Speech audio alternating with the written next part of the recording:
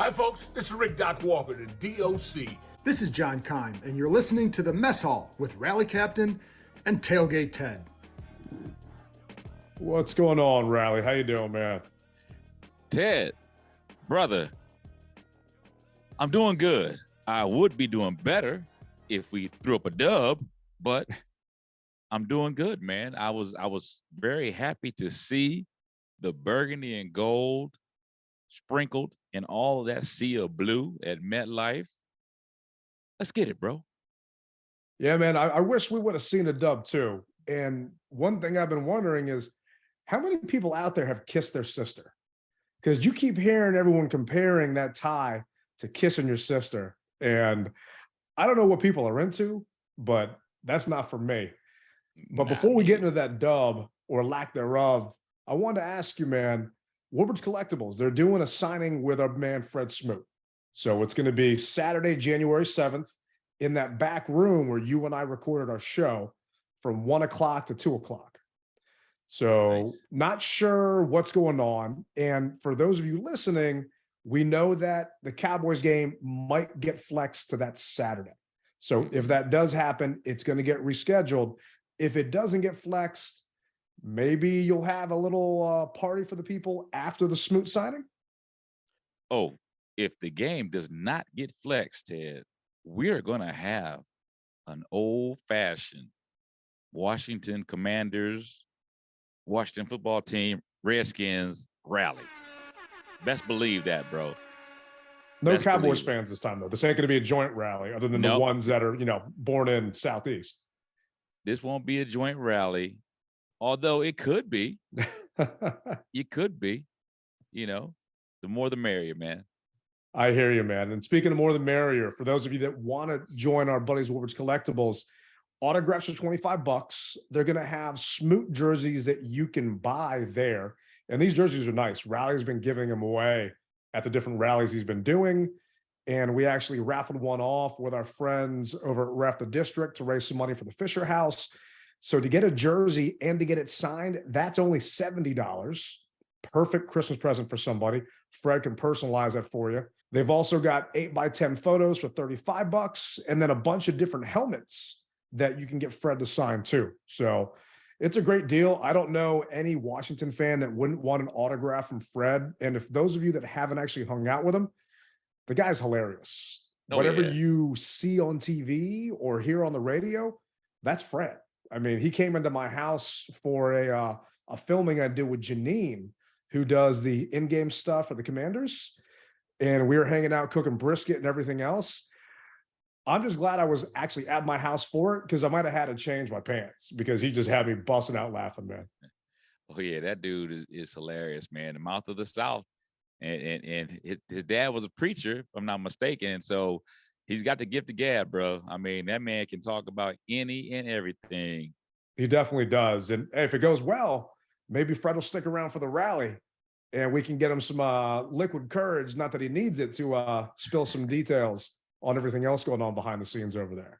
Definitely will, man. And Fred's a good guy. I'm sure if it does happen, our fingers crossed, the stars align, that we will have that rally Saturday, January the 7th. I'm hoping because it would be nice to be out there, but I do want to know, how is that rally at Dorian's up in New York on Saturday night? I saw some pictures. You actually texted me one and I saw you posted some online. How'd that go? You actually got the night off again from a rally, which is kind of unheard of. It was a great rally. And once again, I've always said, if the organization decides to do a rally, I'll be hands off and let them do it so I can be just a regular fan, a regular citizen, so to speak. And it was good being able to eat some wings and walk around and take pictures with everyone and just have a good time, man. Have some good one-on-one conversations with Tim Hightower and just the different fans. And also we had London Fletcher. He was there. So it was a good time. It did look like fun, man. Did you say anything to Tim about coming on the show from the last time, or were you guys just chatting about other stuff? I did, and we talked about some things, and he actually had to remind me who a player was. It was Ricky Sanders. I totally forgot. I met Ricky Sanders in Houston, and he told me his name, and I may have had a couple of adult beverages, and I just could not remember his name. And let's face it, how we remember Ricky isn't. We all got to get old at some point in time. So Oh, yeah. he had a little gray hair around his chin, and so I just couldn't remember who he was. And so Tim said, come on, Rally Captain, you don't know who this is?" And I was like, "Tim, I'm sorry, bro. It's missing me right now." And he says, "That's Slick Rick." And I was like, "Oh man, Ricky Sanders." And he's like, "Yeah, okay." So it came back to me, but the mere fact is I slipped, but I got back up. Ricky doesn't exactly look like he did when he played. So, I mean, I'm going to No. defend you a little bit. There are some guys that look the same. Like you see Joe Theismann. Yeah. Theismann looks the same. Darryl Green looks the same. Ricky put on a couple of pounds, and hey, he deserves it. Just enjoy that retirement and relax, and maybe come eat some of the Hell barbecue food next time you're at FedEx Field. But I don't blame you for not recognizing Ricky right there. Yeah. So I was happy to finally finish scratching my daggum head, man, because I just, for the life of me, just you know how when something's on the tip of your tongue and you're like, I know it, but I just can't get it, and that's what it was for me, man. I knew it, but I just could not remember it, and so I was happy to get that taken care of. And shout out to the organization for having a rally, their first away game rally. So shout out to them. Yeah, I mean, I'm happy that they did it. I wish that we would have got some more notice around it, so we could have kind of hyped it up a little bit more. But regardless, happy they did it. And I know you said if they start taking it over like they used to, you'll step back and just join as a fan. I wish I could do that for a tailgate. They actually asked me years ago if I wanted to open up a stand inside the stadium to make some food inside there. But it's like, I just want to relax and just watch the game. And I'm going to be relaxing this Sunday watching the Giants and the Eagles game because got nothing to worry about during this bye week. It's going to be fun. Yep. And while that game's going on, I'll probably be in the deer stand looking for my next meal. Yep. The captain does hunt. Hey, if you got some extra venison, man, you let me know. I can make some venison chili for one of the games coming up. Love to hear that. Love to hear that. But also going back to the rally, what I ultimately would like to do, Ted, I ultimately would like to co-partner with the organization, and we do rallies together. I mean, my name is Rally Captain. That's my ultimate goal. I don't know if that'll ever happen, but I'm hoping that it will.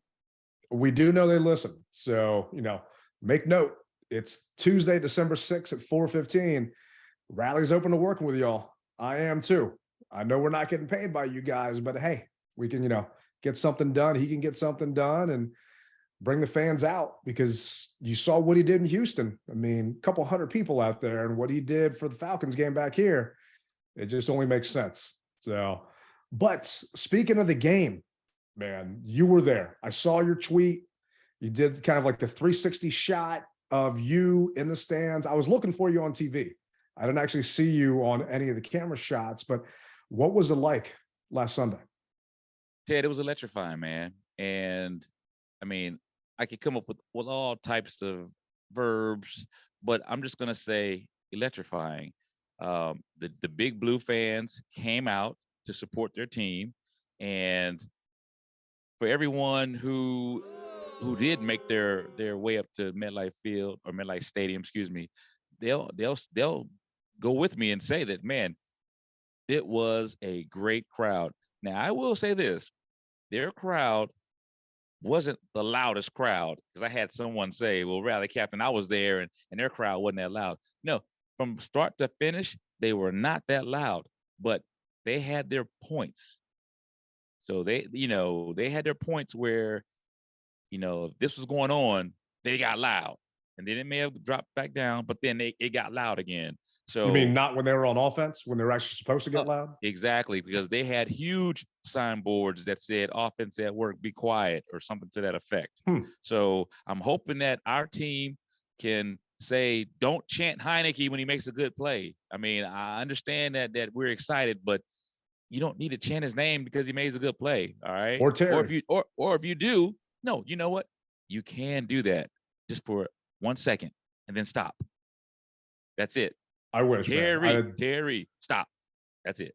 You know, one person starts, it's a ripple and it just doesn't stop. And then people yelling at other fans, but it's just, I wish that they handed out, instead of towels, different things like that, giveaways, like a how to be a fan for dummies book. Etiquette. Something like that. Exactly. Fan etiquette. Well, I will say that they probably won't want to spend the money on that, but they can get those digital signboards up. And when we're on offense, keep them flashing. How about that? I think that'd we be can nice. work that out. Yeah, that's something pretty simple and something that we've all requested behind the scenes for them to do. I just don't know if they don't have enough buttons on the little digital board for the guy to actually hit it. I mean, I kind of wish they would just have Larry Hess come over the Jumbotron speakers or whatever and just say, shut up.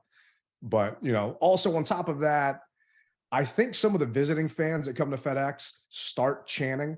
So our fans that are there start chanting, and then it just kind of keeps on going. Gotcha. I'm giving them maybe too much credit, and I'm hoping that doesn't happen in 2 weeks when they come to play. But it was awesome to see the environment for a December game, and we're playing meaningful football in December, which is all we've asked for, all I've asked for a very long time. And to see that you kind of had somewhat of a playoff style atmosphere for that game, at least from the pictures, there were sprinklings of burgundy and gold, but not a ton. Well, that's because that sea of blue took over, man. It really did. But there were plenty of burgundy and gold fans in the stands. And the thing that I am looking forward to is seeing that reciprocation of our fans being at FedEx Field in a week and a half. That's what I'm looking forward to. You actually think it's going to happen? I believe it's going to happen. I hope, man. I put the call out. Now, I did talk to a lot of Giants fans up in MetLife, and they said they're making their trek down because, of course, this is a playoff game to them. But I put the call out. I kind of went on a mini rant on my Rally Captain fan page and Instagram, and I said, "Hey, there shouldn't be any excuses. The fact of the matter is, we've heard all the excuses. Well, I don't want to support the team because they are losing. All right, well, that's out the window. Well, I don't want to deal with it because of this. Well, hey, we're relevant. And if you guys by chance have never been to a playoff game, this is going to be the closest that you will come to a playoff game without actually being in the technical playoffs. But if you remember what I said as well, we are playing every game from basically last week throughout as a playoff game. So come support the team. Amen. Amen. And this was actually Coach Ron Rivera talking about the tie. We didn't. We tied. And it's, because it doesn't hurt us, it doesn't help us, because these are the guys that we're competing with right now. And so next week, or in 2 weeks, we'll have to reset and get ready to compete against them again. So we just got to focus in on the next few days, getting everybody as healthy as we can possibly get them, get everybody back out on the practice field as quickly as we can for next week. 2 weeks, and then see what happens.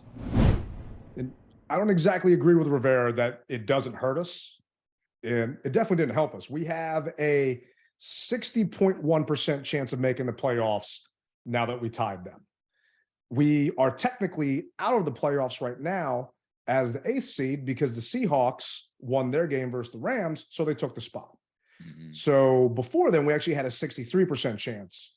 The thing is now, all we have to do is finish better than the Giants. And the Giants have the Eagles this week. Never know what's going to happen.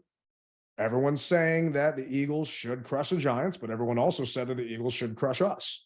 Yeah. So when it comes down to a division game, I don't think it's as simple as we're going to see the Giants next week at 7-5-1, and we'll be 7-5-1. So we'll just see what's going on. But that's why this upcoming game is so important. And I'm live looking at StubHub right now. You've got lowers for $119. That's pretty much what I pay for my season tickets. I'm not sure what you drop because you're up closer, but you're talking lowers for $119. Club level That's seats. excellent, man. Yeah, club level seats, man. $168 for a club level seat. Wow. You can be in the club level. You can go inside the concourse and warm up, go get some Black Rifle coffee or something inside there, hang out on some leather couches, and then come back outside and cheer the team on. I mean, And, $168 for a game like this, yeah. that's ridiculously If low. I'm not mistaken, don't they give free food to the people at club or something like that? If you're Washington Gold, you get free food. It's not just anyone that's club. So these wouldn't be season ticket holders Okay. that would get it. But I have 3 Washington Gold passes on my account. If we have a listener that's going to the game and they want to get one of those passes, let me know and I'll just transfer it to you. This will get you fast entry. This will get you half price on concessions. And this will get you, if you get club level seats, in that Washington Gold lounge where you can get some free food and non-alcoholic drinks. So, you know, let's take advantage of it. It ain't going to cost you anything. I'm going to give that to you for free because I've already paid for it with my ticket. But this is actually what John Allen said he's hoping for after the game. To really show out this next game. I'm going to provide this game that we're going to play here in 2 weeks to me is double. So, I mean, look, I'm going to need the fans of the Commanders to really show out this next game. I'm going to provide as many free tickets as I can. We need everybody there. This game could be the season. So, we need full support. We need that stadium rocking. When you talk about giving away free tickets, what does that look like? We're going to give away 100, 200 tickets, however many it takes to get that stadium sold out. We need the fans' help on this one. This is a huge game, and our season's on the line, so we need everybody's help. Can you take any 100, 200 tickets might not get it full, but Wow. it'll be a start. And, you know, it's just, I know it's difficult, especially around the holidays for people. And I'm not going to tell people where to spend their cash, but if you've got the chance and you want to support this team, we've talked about it before, throw all that DS stuff out of here. Yep. Those guys are fighting and they need our help. They need the 12th man out there. Let's show up like those Giants fans did over at MetLife because we got a chance, man. We got a chance to actually make the postseason and do something. Because the good news is there really are no tiebreakers we have to worry about because the Seahawks have locked up that other spot and they're actually fighting with the 49ers for their division, especially now that Jimmy G's out for the season and they've got Mr. Irrelevant as their quarterback. So if we beat the Giants, then we got a good shot of doing something. I mean, the Giants record-wise, and we'll jump into that during next week when we start previewing, you know, to talk about who they have left, but really we still control our own destiny. And that's all that's important. Now, I love the fact that he said that he's going to get people tickets. The question that I have is, how is he going to get them to them? I mean, what does a person have to do to do? Email them, text them? I mean, tweet them? What does a person need to do? I mean, I think that's where we need to figure out a better deal. And I'm sure he'll probably talk more about it, or maybe he has, and I just don't know. But if you know how a person can get those tickets, then by all means, put it out there. Yeah, I sent John a tweet. I know a bunch of people have asking him. He was on the Sports Junkies this morning talking about it, but there was no method of how to get that done. So I'm sure people are tweeting at John asking him, hey, can I get some tickets and this and that? Because what I usually help out Warrior Wishes at the end of the season around December because the team's not doing well. Fans don't want to go and they sell their tickets on StubHub for $30. So I'll say, hey, donate these tickets to the veteran charity. And at that point, you can get a full tax credit versus selling your ticket for $30. So get the tax benefit instead. Well, now those vets can't go because the team's doing well. So people aren't donating tickets. So I'm hoping John might be able to donate a couple of seats to the guys at Warrior Wishes, but we'll see what happens. I know there are a ton of fans out there that would love to be there. And if I had the cash to give some of y'all, I mean, I'd be more than happy to do it. It's just not something that I'm able to do. I'm also not a professional football player, and I have hand-me-down clothes from the Commanders every once in a while. So I'm not trying to cry and whine about it, but it would be, I pay for my season tickets. You pay for your season tickets. You know, a bunch of the quote unquote super fans, we all pay for our stuff. It's not like they're doing us any favors or giving us anything. No. So, you know, it would be nice. I do know some from other teams that are, but then I also feel like I wouldn't be able to speak my mind in regards to them. So I kind of don't want them to give me stuff for free, because then they'll say, hey, stop talking S about us. Well, nah, I mean, you do something wrong, I'm going to talk about you. So Right is right, wrong is wrong. amen. Amen. But you were in London for that tie against the Bengals. I know you were out there. Were you there back? And I want to say it was, man, was it 2000? Regardless, it was a game against the Giants, and Gus Frerotte knocked himself out the game. Michael Westbrook threw his helmet off because of a penalty and knocked us out of field goal range, and we tied the Giants 7-7. I want to say it was the early 2000s. No, Were you? wasn't there. So I was there that game, and I was in the very last row of the stadium. Like, I was the chain link fence. I could literally stick my hand through the chain link fence. So I've seen two ties. You've seen two of them. Yep. Is there They anything? they don't get easier, bro. No, They don't get easy. no, they definitely don't. And I guess the only saving grace when we tied in London was we flew all the way across the pond to not see a loss. So I was happy about that, but it was still kind of frustrating to go all the way to London to not have a winner out of that game and to have it come down to that. And for you, I mean, is there anything positive you can take out of that tie against New York? No. Yeah, I mean, the only thing, as we were saying, well, we didn't lose, but we didn't win. We didn't win, but we didn't lose. So, I mean, it's just one of those things. You're in limbo, yeah. and there's nothing that you can do except play the next game to get yourself out of limbo. And the good news is Rivera said he's going to find something positive out of it. Is there a positive to or something to take away, knowing that the Giants are your next opponent and you're going into the bye week where you want momentum, but yet it's a tie? Like, what can you get out of what happened today that will help you in 2 weeks? I'll find something. Seriously, when I get a chance to watch the tape, I'll find a positive. We're gonna harp on that. That's for doggone sure. I promise you that. I would love to know what he finds that's positive, because I've gone back and watched the game. I'm not sure if you had a chance to yet. I've had and thank you to everyone that reached out about me and the surgery and everything else. That's kind of why we're recording on Tuesday. I've had nothing but time on my hands, just kind of sitting around relaxing. So I had a chance to go back and watch it. There aren't too many positive things I can think about that game. It was just more so frustration, because we shot ourselves in the foot. We had way too many penalties at costly times. You had a couple of BS penalties on Logan Thomas and Cole Turner. The one that really pissed me off was the penalty that, what was it? Trying to find it here. Percy Butler had on the punt. And I'm not sure if you remember the punt, but it was in the fourth. Alex Erickson got the punt and then returned it back to the 36. So we weren't too far out of field goal range at that point to potentially go ahead. But Percy Butler ended up blocking his guy while he was out of bounds, and we got an unsportsmanlike conduct that pushed us back to the 9-yard line. It's just those little mental mistakes like that drove me crazy watching the game on TV from my couch, because it's those things that you can fix. And there was a scramble that Daniel Jones had where it was maybe 15, 16 yards. All because one of our D tackles decided to get too aggressive and not stay in his lane. And Daniel saw it, and then boom, just took off. They played undisciplined football. And when it came down to it, you knew going into this game against the Giants, you couldn't afford that. And they shot themselves in the foot. I mean, what was it like watching it from a stands perspective and just kind of the going up by 10, and then all of a sudden the Giants just turning around and scoring all those unanswered points?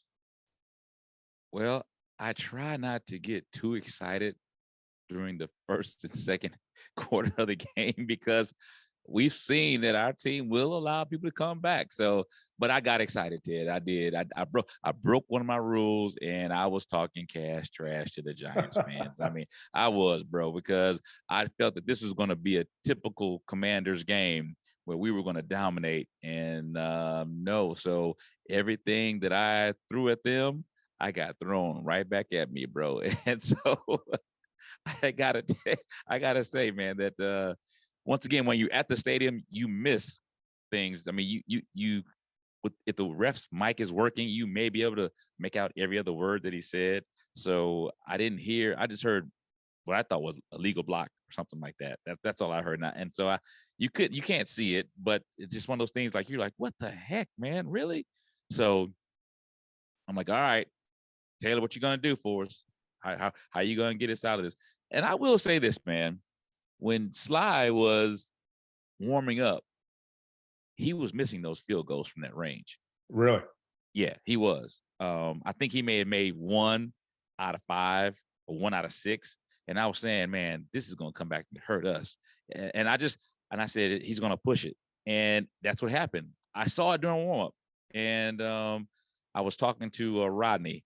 We went up together, and Rodney was like, yeah, man, I'm seeing him missing these things. And so I just felt that. My fingers were crossed that he would make it. But nevertheless, what happens in warm-ups a lot of times is what happened in the game. So, and yeah. those of you that haven't been to a Giants game, whether it was the old stadium or the new one, it's no joke. The wind really does swirl around down there. And they used to say that the Giants would open up one of the doors connecting to the field from underneath the tunnel, which would change wind direction. And I remember being there, and it was the year Sean had passed away, and Todd Collins went on that run. And it had snowed maybe 12 to like 16 inches the night before the game. And my boy that's with me at the game wore nothing but blue paint. He was a Giants fan. He actually ended up getting hypothermia because he was a dumbass. And there was a time when we were going to kick a field goal, and all of a sudden this just gust of wind came out of nowhere. It's like, oh, they opened that door. And when Sly lined up for that 52-yard kick, I'm thinking to myself, all right, what are the odds? Because I was worried because he missed an extra point the week before. Luckily, he made those, and that 52-yarder, he definitely hooked it left a little bit. But the good news is it was also bad for them. I mean, their guy, Graham Gano, lined up for a 58-yarder, and that came up short. And a couple of people tweeted us and said, why aren't we lining someone back there to catch that? It's a fair ball if it comes up short. I don't disagree. It would have been nice if we did do that, because you don't want to rush the field goal kicker and knock into him and then get a penalty and make it shorter. I don't know why the team and Nate Katzer and the special teams didn't decide to put someone back there. It would have been very highly unlikely that someone would have caught that and returned that back for something, but you never know. It reminds me of when Troy Vincent blocked a kick against the Cowboys. Sean Taylor picked it up, and there was a face mask. And that got us into field goal range because of the face mask. So never say never. It would have been nice to have them kind of attempt that, but the game didn't come down to that. It came down to a couple of mistakes, a couple of offensive linemen giving up some sacks, tight ends giving up some sacks, and the Giants had 18 pressures. So watching this on TV, my frustration was, why aren't we stopping Daniel Jones? He's eating us up with his legs right now. We knew that he was going to be able to do this, and yet there really didn't seem to be a game plan. Jones was 12 carries for 71 yards. Even when we did have a spy, one time it was David Mayo. Sorry, David Mayo is not going to keep up with Daniel Jones. We just looked like we got out-coached. And it was frustrating to see because they were rushing and bringing their ends in on our tight ends. And we lost Tyler Larson, who is most likely gone for the season. Ben Standing tweeted that he's getting a second opinion, but it's a dislocated kneecap. We lost Sam Cosme during the game, who was playing in at guard for an injured player already. So then we had to have Wes Schweitzer come in for Cosme. So then our backup center, who typically would have been Schweitzer if he was healthy, was actually Nick Martin, who we haven't seen in a long time. So that offensive line didn't have the communication it needed. And I don't know where you were sitting. Were you in the end zone? Were you on the sideline? End zone. So were you in the end zone where Leno got beat and Heineke basically got dropped right at the one, almost could have been a safety? Yeah. And it was just so frustrating because it was lack of communication. How was that end zone? Was it loud? Were the fans going crazy? Could they not communicate or hear? Or what was it? It was loud. And I'm surprised that Taylor could hold on to the ball the way he did. I mean, because number 5 came in out of just no man's land and just leveled him. And Thibodeau, yeah. And so Thibodeau, man, you know what? That name brings back memories, brother. New Orleans. I met a girl named Thibodeau, and she was Creole girl. Anyway, that's a story for a live pod one of these days. But so yeah, they were loud, man, and it was crazy. And I just said to myself, oh man, when we came out, it's almost like people felt like how I felt. We had intensity, but then once we went up 10-0, it was like, yep, we're the Commanders, and this is what we do, and we can let off a little bit. That's what it seemed like. Now, I'm not gonna say that that's what happened, but that's what it seemed like, bro. And I didn't see the same intensity. I'm telling you, it was almost like, yeah, we got this. You know, we got this. It was weird, man. And yeah, the Giants got healthy at the right time, and I don't feel like we prepared for it. Mm-hmm. I think that the team was thinking, well, these Giants have lost a couple of games in a row and they're banged up. Like, no, they're not banged up anymore. When we talked about that on our preview pod, the Giants got healthy at the right time, and it was kind of frustrating because, just like you said, I feel like they didn't take the Giants seriously to a degree. You knew what Daniel Jones was going to do. And from a stats perspective, it's not like they lit the world up. Daniel Jones had 200 yards in the air, right? But he had 71 on the ground. We shut Saquon down. He only had 63, but we gave up a couple of big plays. And yeah, Darius Slayton had 90 yards. Okay, one of those was a BS call, should have been an offensive pass interference against Christian Holmes, but Holmes was getting beat like he stole something all day. Luckily, they made an adjustment and took him out and put in Danny Johnson, but I feel like they waited way too long and just kept Holmes out there on an island. And my biggest concern going into the game was, is Benjamin St-Juste going to play?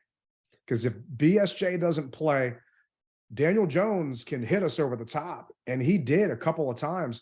I mean, that one pass to Slayton was 55 yards. Yeah, it was a game changer.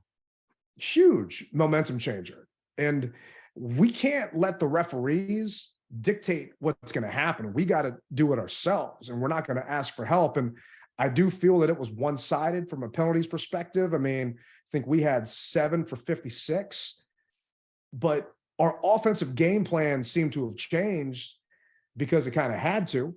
We are 5-0 when Brian Robinson has 15 plus carries. Well, we're 5-0-1 now because B-Rob had 21 carries for 96 yards. But I feel like every time it was first down, it was a run. We didn't try and fool them. We didn't try and trick them. We didn't try and do any play actions or boots or anything. And the Giants just keyed on that. So they were tough yards. And we were playing behind the chains because we got a sack or a wide receiver screen for nothing or a penalty on offense that just stifled a drive. Well, we definitely are going to be able to look at the tape and say, why did they think that was going to be able to work versus now we know what possibly can and won't and will.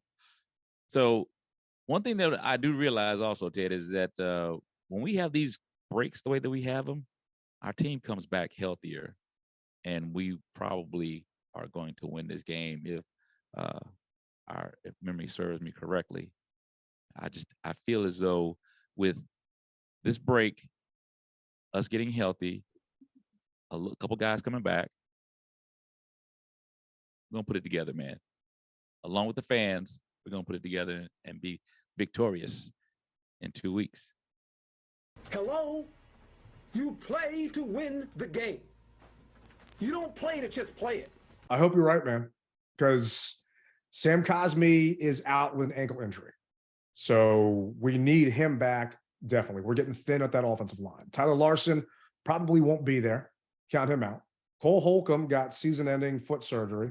He got put on IR anyway, so we can't count on him. To me, it's really, is Benjamin St-Juste going to play? And are we going to have Sam Cosmi there? Because if Cosmi's there, then we can hopefully slide Schweitzer in at center. Schweitzer played at center during all of training camp because Rouillet and Larson were hurt, and he played at center last year towards the end of the year because Rouillet and Larson both got hurt with season-ending injuries. So he's got more experience at it. Nick Martin scares the hell out of me, man. Having him in there, Yeah. I have nightmares of his snaps. Do you think we'll bring anybody in?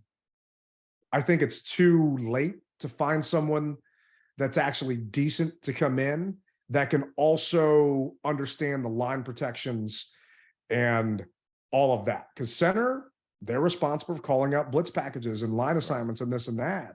And then to bring someone else in that you don't know what kind of shape they're going to be in, I don't see it happening. There was an article on Hogs Haven talking about, or was either Hogs Haven or Rigo's Rag, talked about the Commanders should look at this guy. But just because of where we are, I don't think that's a move the team is going to make. Now, one question that did come up is, was Rivera tempted to potentially bring Wentz back in since he's got some time during the bye? And this is what Rivera said. With the bye happening, Ron, is there any temptation or thought of going to Carson and trying to spark an offense that seems a little stuck in that kind of 20-point neighborhood? Not necessarily, Pete. I think that this is who we are.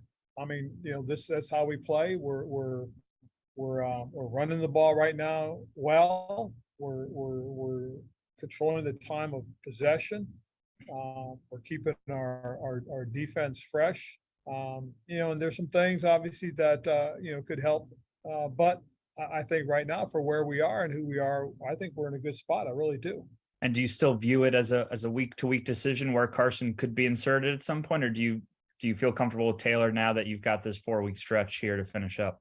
Well, I feel comfortable with Taylor, but when Carson's activated, he will be the primary backup, and we'll go from there. So I am happy to hear that Heineke doesn't have to look over his shoulder during the bye week, and he can focus solely on preparing for the Giants and building Legos or whatever in the world he's going to do at this point. Because a lot of fans are asking, our third down conversion rate once again was bad. And our red zone rate was not good. I think on third down, we were 3 for 14 again. The offense, it's stagnant. We're not taking advantage of some things. And Heineke missed a touchdown to Logan Thomas. I mean, he overthrew a couple of balls that were just there, man. And it's just frustrating to see the offense not work to what it should be because Taylor can't make the throws because his mechanics are bad. He doesn't have the arm. But then he also gives you that 4th and 4 where he scrambles, buys some time, and hits Curtis Samuel. So, there's some good and some bad with it. But I'll take the good right now with Taylor versus the bad with Wentz, especially with a banged up offensive line heading into that, rematch. I'm wondering, Ted, do you think that Taylor isn't playing the way that hypothetically he played for that Tampa Bay playoff game? I mean, I know he's not taking as many chances as he did, and he said that he wouldn't. I'm wondering, is he had a taste of the good life, and he obviously doesn't want to give that starting position up, but it seems as though he's limited. He's limiting himself. Oh, yeah. I feel that, man. And 1,000%. I feel as though that he is playing not to get hurt, if you will, cautious versus just playing football. Agreed, man. You play to win the game. Herm Edwards talked about it. What was it? Sean McVay talks about attacking success. We played not to lose the game this past Sunday. And that's what was frustrating. Heineke is not running. He had 2 carries for 6 yards. They're not calling a single zone read for him.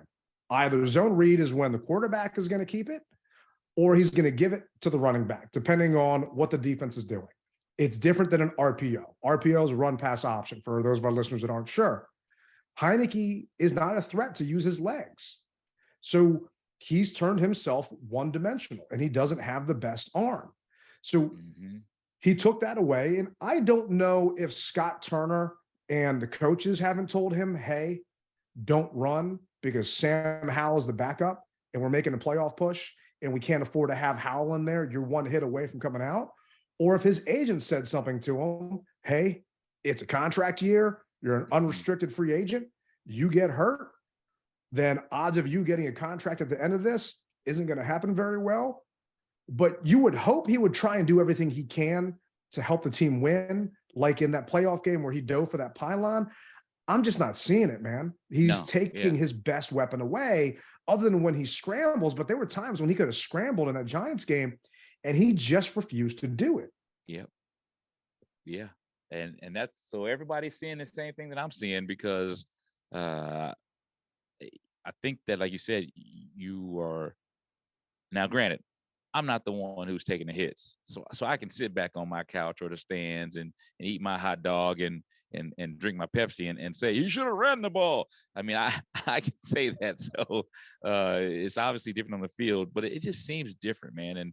And I wish that it didn't seem that way, and that he could really put some things together and do his slide the way that he knows how to, because we've seen him slide, baseball slide, and not go head first. We've seen both.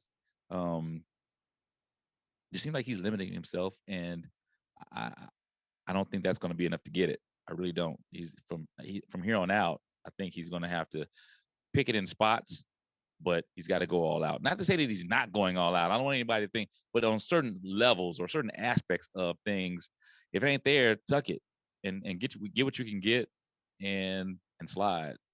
I mean, Daniel Jones showed what you got to do.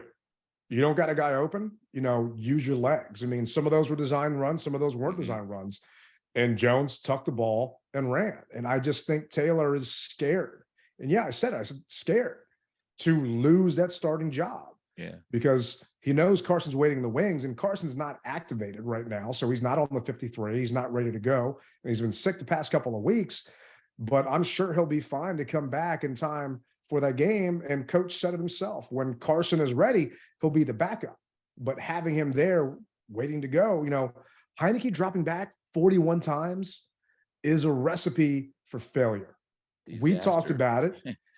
If he drops back for more than 27 times, odds are that game's not going well for us. And he dropped back for 41. And okay, his passer rating was 101.2. Sorry, it's misleading. He didn't have the best game. He had a couple of balls that were overthrown. The touchdown that Terry had was behind him. And if Jahan Dotson doesn't hit the spin button, I mean, we're coming up short. They did drive down the field. It's the lack of consistency that is so frustrating for me. And everyone knows that has listened to the podcast, I'm not the biggest fan of Taylor. It's the lack of consistency with the offensive weapons we have. Earlier on in the season, Carson Wentz didn't have a running game because Brian Robinson was coming back from getting shot, but he had a passing game. Now we've got a running game, which should open up the passing game, but we got a quarterback that isn't taking advantage of it because he's got bad mechanics or just can't make the throws. He knows the guys are going to be open. He's just not hitting them. And if we could just have those two merge together, we'd be straight for a playoff push. But right now, I know you think we're going to pull out that Giants game. I don't know. I'm not sure if we are. I think it's all going to depend on how beat up the Giants are coming off that play versus Philly this week. Well, hopefully Philadelphia tenderizes them a little bit for us so we can do what we got to do. I mean, I'll take every bit of help that I can get. I'll never turn my hand down to it. So I think that's going to be beneficial to us. And I think that they'll have that talk with Taylor, and he realizes that what needs to get done. Now, I'm not sure if you noticed, but did you see how he was holding his left hand? Yeah. In the beginning of the game, on the overthrow to Logan Thomas, I actually made note of that in my little book. He banged up his hand when he hit the ground and actually came back out with a bandage. So he had a bandage on that hand, and you could see him just kind of shaking his wrist. Right. At a certain point, I'm thinking, all right, well, they're not going to, if Wentz was available, kind of wonder what they would have did, but they weren't going to try and put Howell out there, especially against the Giants blitz the most in the NFL. So you don't want a rookie going up against that. And I don't want Wentz going up against that next week, especially, like I said, with that banged up offensive line. So we need Taylor to use his legs, but who else we're going to need is 99. And this is actually what Rivera said about why they haven't been trying to rush him. Hey, Ron, you said the other day that the turf in New York would not be, or in New Jersey would not be a factor with regards to Chase's situation. And obviously he didn't play. Does that mean that just physically you guys just don't think he's ready to go, or his confidence isn't there yet that you need to see? I think the biggest thing, Ben, more so than anything else, is that with the way we're playing right now, and we're playing pretty well on the defensive front, the need to get him on the field hasn't been that you got to have him out there. We need him. It's a must. This is one of those things that because of our guys are playing well, we can get him back when he's 100% ready to roll. And that's the biggest thing. We don't want to put him out there, when he's not ready and feeling it. I know he's close. I really do. And again, I think the big thing for him, more so than anything else, is just continue to do what he needs to do. And we'll see how he is next week. But again, it's putting the guy out there when he's ready 100%, or as close to possible as it can be. But saying that the rest of the team is playing well, so you don't want to put him out there, I'm going to disagree, because we lost Montez Sweat during the game because of concussion. So he got put in concussion protocol. So hoping he clears protocol and he's also back for the rematch. But when you lose Tez, it would have been nice to have Chase come in there. Even though he would have been limited, even though he would have been on a pitch count, it still would have been nice, because defenses have to prepare and to plan for someone of his skill set and his talent. I mean, F.A. Obata had 53% of snaps. Casey Tuhill had 53% of snaps. Tez only had 47 because he got knocked out. So then now you've got guys that are limited because you don't have anyone depth-wise to come in and take their spot because Tez wasn't available. So it's just, and no one can plan for Montez getting concussion, but you got to plan for attrition from your guys. You got to plan for your actual players, someone to get banged up. And if he truly is available, why did you not have him active for that game? If he is ready, why wasn't he available to play? I don't get it, because you said the field wasn't going to matter. Well, there's always lip service, Ted, and reading between the lines or between the lips. I mean, maybe he just right now, maybe he's 98% versus 100. I'll take a Chase Young at 98% over an F.A. Obata or a Casey Tuhill. I'm sorry. You just, for a player of his caliber and his talent at 98%, at 90%, I will take that. It's been over a year. And this is actually what Nikki Javala asked Coach. Is it mental or is it physical?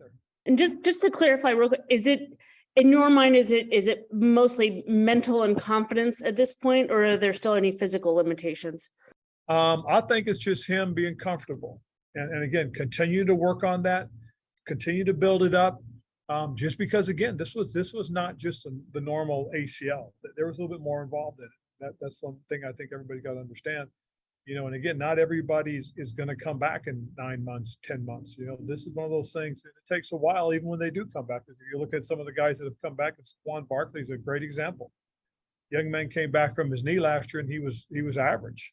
Now you take a look at him and he's more than average. He's pretty special. And it's good to see him back on the football field playing that way. And it takes more than just 12 months, 13 months, 14 months, 3 months. And what I take out of that is they want to see him in situations, but they also don't want to put him out there. And it reminds me of when I was trying to find a job out of college, saying, oh, you'd be good for this job. You just don't have any job experience. Well, how am I supposed to get job experience if you won't give me the damn job?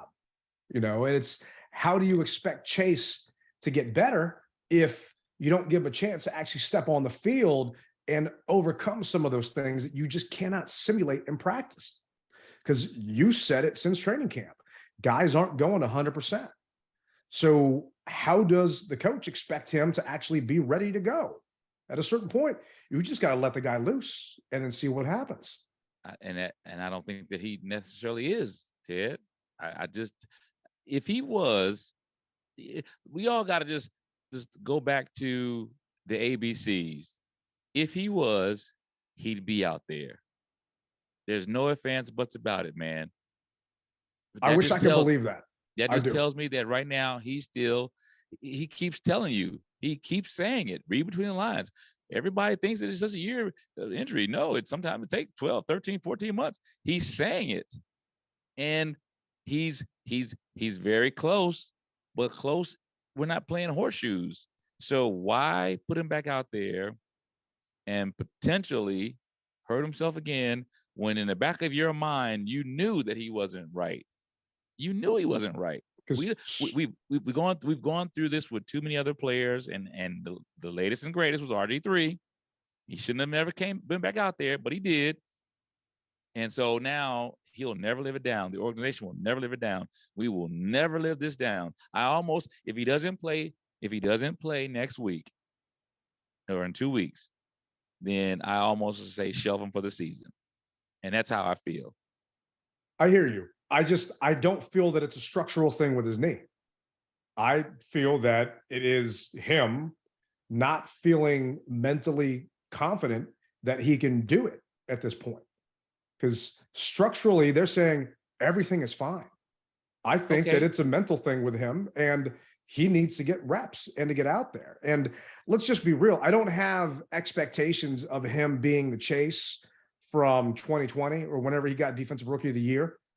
But to me, Chase, like I said, at 90% or at 80% of what he was is better, at least from a depth perspective, to even give a couple of your guys a break because you lost Montez in that game. Tez had 31 snaps. John Allen played 98 snaps. Let's see. Jamin Davis played 100%, which was 66 snaps on defense. So Montez Sweat played less than half of that. And you don't have anyone else to come in after him to really spell your guys and give you a break. And when you've got a running team like Daniel Jones and Saquon, we're just kind of going up and down the field, you need fresh bodies. You do. But Ted, you got to think of something, man. I know you keep saying you rather have an 80% or a 90%, but what happens with that 80% or that 90% becomes a liability? And I say that when you're doing the dummy drills where we've seen where they smack it with one hand and then swim with the other hand. Well, if by chance when he's doing that, if he feels something or gives him something that's not right, there's a reason. If you feel, yes, it could be surgically repaired, no doubt about it. But when I do this, it don't feel right, Coach. Now that hasn't come up. But at no point in time has that come up.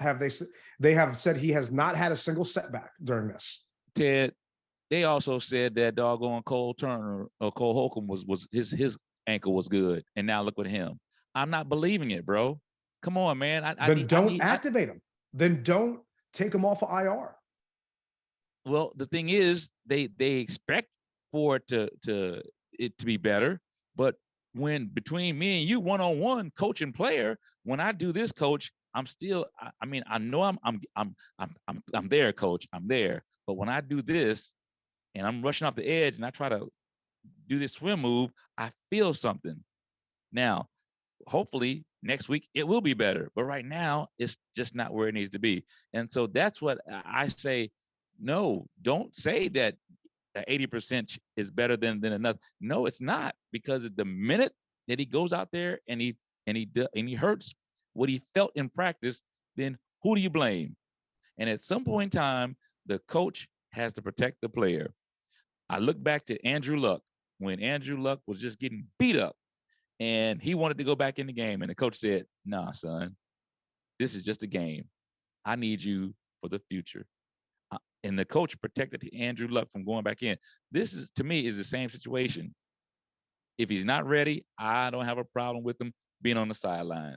I don't. And I'm not going to worry about, well, why did they do this or why did they do that? I'm not worried about that. When the time comes, he'll get back in there. But what I don't want him to do is tweak it, and now we're back to where we were. Stay out. The thing is, Rivera said they didn't put him in because the other guys are playing well. Not that he wasn't ready, but because the other guys are playing well. He has not had a single setback. You said you on one show you say you don't trust Rivera. Now you're trusting Rivera. Which one is I don't trust him at all. I don't trust him farther than I can throw him. Okay, but well, don't tell me that you're not putting him in there because the other guys are doing well, because they didn't do well against Marcus Mariota and the Falcons. Sorry, the Falcons ran all over our ass, 164 yards. So how can you say that they're doing well? Yeah, I know. I'm not mad at you. I'm mad at coach because he's saying that they're doing well. They're not. And it's December football and January football where you're going to have teams that are going to take advantage of our lack of being able to stop the run. It can't be John Allen and Daron Payne constantly. I agree. I agree. And the last thing I'm going to say about this is this. And this is where I need you to take your feelings and take your heart out of it. If he was ready to go, don't you think he would be suited up? Yes or no? No, I don't think so. Because I think they're concerned with him being a liability considering how everyone else is playing. And I disagree with that. I disagree with that. I feel if the man was 100%, he'd be in the game. I think he is 100% right now. Well, then he will be in the game. And they would sprinkle him in because, okay, once again, we don't get paid millions of dollars to make these decisions. They do.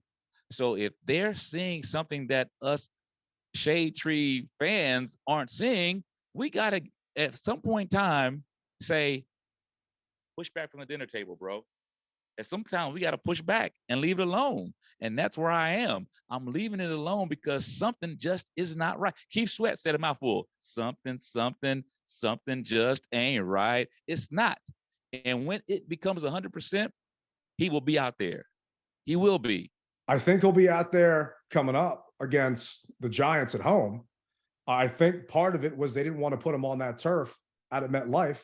And Tyler Larson actually tweeted out, and I don't know how often he tweets, but he tweeted #SaferFields because he's blaming that field for him going down. So if that was really the case and it was the field was a problem, then Rivera, don't tell me that the field isn't going to be a decision maker or a factor in why he's not there. I'm just frustrated because you're telling us that that's not going to be an issue, but then you're talking out of both sides of your mouth, which he's been doing since he's been here, which is just unbelievably annoying. And I wouldn't have cared if Tez wouldn't have gone down. But because Tez went down and we didn't have him there, it would have been nice to have a player with his pedigree and talent potentially available. And but if he's not good and he becomes a liability and Daniel Jones runs right around him, then you're going to say, well, what the hell did we put him out there for? I'll take him as a liability because he can still run Daniel Jones down. I'm dead serious about it. If he isn't right, do you think he can do that? I don't, you're missing the point. He is right. It's if he can't get the defensive scheme because he's not right in the head to be where he's supposed to be disciplined, that's a different story. Physically, I feel he is 1,000% right. I think it's mentally why he's not out there. And Rivera and Del Rio are potentially concerned about him messing with the mojo. This is actually what Jack Del Rio said about his expectations for Chase. We're gearing up for a big game. What do you think are reasonable expectations for Chase Young when he does return? Play hard, do the best he can to help the team. I think the biggest thing is not to make it about him personally as much as just come out, give great effort, fit into the rotation, and do your job, and that's what our guys have been doing, which is allowing us to play well, and that's not going to change. Considering last year, is that something you address with him directly, or is that any conversation at all? The whole group, we talk about that all the time. Yeah, it's about us working together, and it'll be no different when he returns. But I know there'll be a lot of attention on him, and I'm excited to get him myself, to have him return. But it's still really about us doing our job, how it works together, and, how it leads to a lot better results on Sundays when you're doing that. I think it comes down to discipline. I think they're worried about lack of discipline, like it happened last year when they talked about being the Sack brothers and coming in and breaking records. I think he's going to freelance versus playing in the scheme. Well, I'll say this. I think that when he's a year older, he's a year older in the system, he understands the mistakes that he made back then. I don't see him making those same mistakes. Yeah, I see him wanting to get back on the field and play hard and go hard and be hypothetically like a Michael Parsons. I see that. But I honestly believe that right now he's not where he needs to be. That's just rally captain. I hear I you. know you don't feel that way, but that's just me. And it's because of what they're saying, which leads me to believe that. Because if I just got my Ferrari out the shop, don't you think that I'm going to try it? I'm going to put it on the highway, bro. 495, here I come. Makes And sense. we gonna see what we gonna see what. I told you it was slipping in third gear. You guys say you fixed my third gear, so I'm gonna get on 95 or 495 and pray to God that no troopers are there. But I'm gonna see what I got. And right now, that second, third, or whatever is still slipping, bro. My clutch is still slipping, so it's not right. Take me back to the shop. Listen to what they're saying, man, and what they're telling you is something. I can put any spin on it that I want. Well, I want to make sure that we've got congruity with the other players on the field. He plays. I feel that Chase, like I said, this is a year removed now. He's Over a dying. year. He's dying to get back on the field. He's not going to freelance. He's going to do what was asked of him to do. But right now, if by chance I can't do that, or I'm still feeling something, then no, I don't want to put you out there. I don't want to do it just yet. It's going to happen. We know it's going to happen, but I'd rather all this season, man. I want 100% Chase. Let him stay. Let him stay. I want 100%. Now we're saying no. I'll take 80%. Well, we can't have it both ways, bro. Either you want him 100 or you want him 80. I want him 100. And because of that, yes, I understand that Tez went down. I still wouldn't want him out there, bro. So to me, the difference is I believe he's 100% physically ready. I don't think he's 100% mentally ready. Okay. That's what I'm trying to say. From a physical perspective, I think he's 1,000% good to go. But I don't think the coaching staff has faith in him to be 100% mentally there. And they're talking about what they need to see is in a game situation, but you're not actually putting him in a game situation to see it because you don't want to give him time because the other guys are playing well. But okay, time out and think about what you just said, bro. And this is the first time me and you have ever gotten into a debate like this heavy. Obviously, they're not seeing something in practice. Because in practice, you're not going 100%. It doesn't matter. They're wearing no pads in practice. They're not seeing what they need to see from him in practice, bro. Otherwise, he would be playing in the game. I don't agree. I don't agree, man. All right. We're going to have to agree to disagree. There's obviously some reason why he's not there. Rivera just said it's because the other guys are doing well. I think that's a bunch of BS, but it is what it is. But let me text Chase and ask him, man. Please do. And then ask him how we can get some of those tickets from John Allen to get out to some of the people to get in those stands. But what do you want to see these coaches work on during the bye week? Because the players, they're not going to be working on anything. They're just going to be hopefully stretching and making sure they're healthy. What do you want the coaching staff to work on during the bye week? I want them to scheme up things better for Taylor. We understand Taylor's a baller. We understand that. The same intensity and we came out in a hurry up against the Giants, and we moved the ball down the field. 3 snaps. That's all we did, because I was actually surprised that we came in and hurry up, but it was only 3 snaps. I don't know why they didn't keep going. And that's what I'm saying. It's like the intensity was let down. And that's what I want to see. I want to see hurry up, and I want to see him tell him, hey, man, if it's there, run it. Basically be like RG3. If your first read ain't there, then tuck it and run it. But I know that's not, to a degree, that is Taylor, but that's not Taylor because he goes through his progression. And I'm very happy to see that we have a quarterback that can go through his progressions and still be pocket savvy. I'm very happy about that.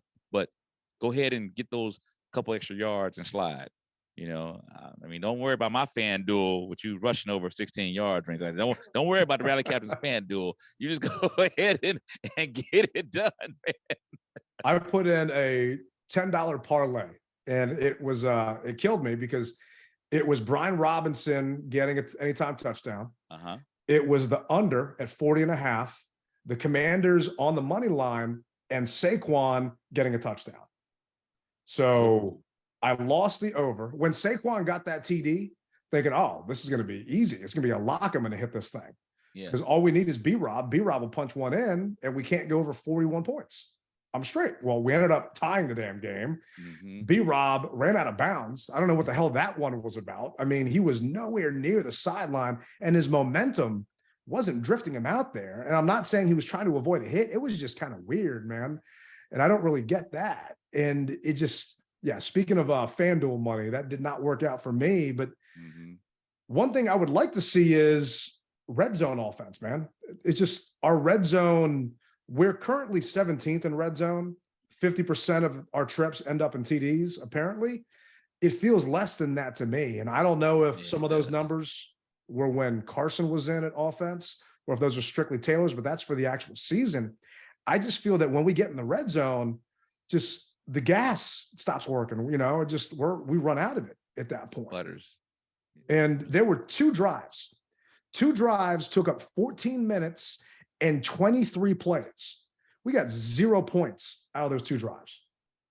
14 plays, and it wasted how many minutes? 14 minutes, two drives, nothing. It's just the offense is just unbelievably frustrating. And I would like Scott Turner to do something in regards to that, whether it's calling some design runs for Taylor or scheming some different things out there, because you're limiting yourself right now with what this offense has. And man, the playoffs are here. It's like, I can taste it. You taste it, yeah.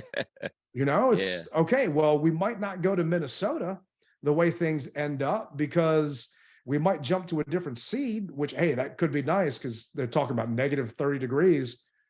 But if we let this slip away, man, I'm just got no one to be pissed off but myself for actually hoping and having faith again. When Drinking the Kool-Aid, huh? I don't even gonna say Kool-Aid, but I called us to win 7 games. Oh, I know you always drink the Kool-Aid, man. It's just, I mean, I think that's what came out like long ago, you know, from the mama when she was breastfeeding, it was Kool-Aid. But it's just, I try and be realistic when it comes to expectations for these guys. I did not see a playoff team. And if we get in the playoffs, I don't see us making a long run in the playoffs, depending who we come up against. Because if we face Jalen Hurts or we face Dak, it's going to be, you know, not as easy. The thing that drives me crazy is we stopped Jalen Hurts from using his leg. We can't stop Daniel Jones from using his leg. And Jalen Hurts is 5 times better than Daniel Jones. You know, it's just things like that where this team should step up. But yet, when it comes to DJ, for some reason, the guy just kicks our ass. And that's what scares me about next week, man. Mm-hmm. Well, I hate to say that I told you so, but if you rewind the tape, who did I say scared me, Ted? Oh, yeah. Same here. I mean, he was one person that I'd be worried about. That's why we only talked about Daniel Jones prepping up for that game. And everything we were concerned about came to fruition. And I really think it's because no Benjamin St-Juste. And they were giving Christian Holmes some help on the back end, which didn't help. And next thing you know, DJ's taking advantage of it. Yep. But before we end this out, man, who would you give your rally chain to for a tie? I'm gonna make it quick and easy. No one. Really? You give your rally chain out for losses? Nope. No one. And by the way, I did see a non-player wearing your rally chain. I wanted to talk to you about that one, man. That was an interesting sight to see. She's a good friend of mine, so I ain't gonna hate. But last I heard out of training camp, no one wears rally chain unless you're a player. And that's my horrible impression. Well, you know, it's just something about that those pearly whites in those eyes. You know, I said, all right, Julie, you know, I'm breaking my rule for you and you only. So hopefully she will take that in consideration and have us on the show and be the first non-football guest that'll be on the show. That would be nice. I am going to say we haven't tied since that London game, and you let a non-player wear your chains. I'm not going to say that's what it was. I am a little superstitious. But well, that stops it. See, you did it. I just, you know. No one else. And see, I was just looking at Darren because Darren's been asking me for a while. So Darren, I'm sorry, bro. I can't do it. Ted just said it. We broke the streak. Unless Darren wants to join us next week on the show, then maybe you can use that as leverage to get him to hop on with us. All right. But speaking of which, the game, if you guys are listening, you all know it got flexed to Sunday night. And I hate night games just because I can't stand sitting there waiting around. I mean, what do you feel about us moving to Sunday night against the Giants? I like it, but I don't love it. And I like it because of the fact that the whole world is going to be watching us. Once again, like Monday Night Football, we beat the Eagles in prime time, and it was a great feeling that the whole world saw the beating that we put on the Philadelphia Eagles. As far as I don't love it because, man, I got to get up and go to work, bro. That's a good point. John Allen actually said he's not going to get home until 5 a.m, talking about how bad the traffic was at FedEx Field. So, John, if you're trying to get people to come to the game, just little tip of advice here: don't tell people how bad traffic is, because that's kind of a deterrent to get fans in those stands. Actually, though, man, on a Sunday night like that, getting the game ending around 11:30, 11 something, there shouldn't be any traffic Sunday night going home. Now, I understand that you got to stay back and you got to do your press clippings and your releases, and you got to walk to your car because all the fans are trying to take pictures with you at the parking lot. But there won't be any traffic Sunday night. You wouldn't think so. It's a non-holiday, so you should be able to get in your whatever you got and put your Commander's light on and just speed down 495, 66 to get back to Centerville or Loudoun County, Ashburn, whatever have you. Yeah. You know what makes traffic disappear? A win. That's what we need. Yep. I can sit in 5 hours of traffic after that, and I won't give a damn. But Sunday night, man, I'm excited. We all had 1 o'clock kicks the entire season, but we got flexed to this one. I'm looking forward to it, and I'm looking forward to recapping, well, not recapping, but previewing that next week with you. Heck yeah. And for everybody who likes to hunt, wish me luck, because I'm looking for a buck. They might need to get you and the Left Hand Up guys on the remix version so you can start busting some rhymes with them. Well, I'm going to come out with this video here in a little bit, and you'll laugh at it. So stay tuned for it.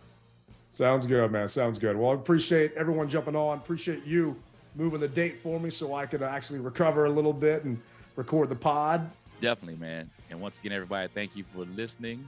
For those who are thinking about subscribing, subscribe, like, help us out. We're here for you. Thanks, Ted. I appreciate it, man. I'm glad that you're doing well. And for everybody, once again, rep it hard. Don't rep it at all. Rally Captain, Tailgate Ted. We'll see you on the next one. We're out.